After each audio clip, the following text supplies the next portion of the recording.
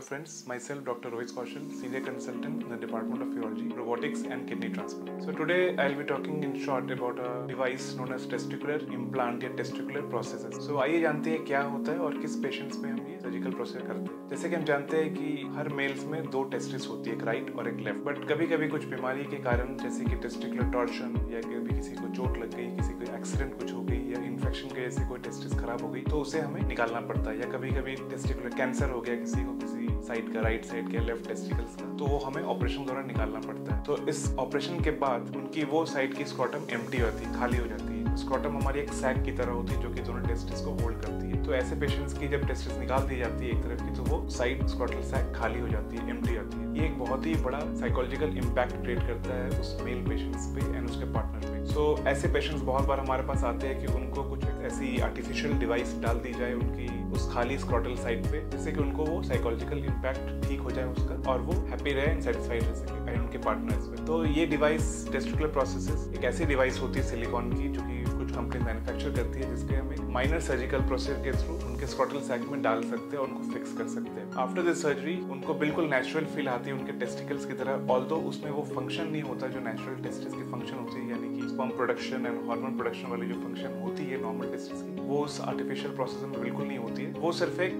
Filler की तरह काम करता है जो कि उनके टेस्टिस की खालीपन को भर देता है और इससे पेशेंट सेटिस्फाइड रहते हैं, हैप्पी रहते हैं। एक बहुत ही अच्छी प्रोसीजर है उन पेशेंट्स के लिए जिनकी टेस्टिस किसी कारणवश रिमूव करनी पड़ी है फास्ट में और वो चाहते हैं कि वो इसको वहाँ पर फिल करके एक नेचुरल लुक आ सके। सो फ्रेंड्स, अगर आप में या आप किसी फ्रेंड में ऐसा कभी हुआ है या किसी ने एडवाइस किया तो please do meet urologist at the earliest to get the correct opinion and treatment.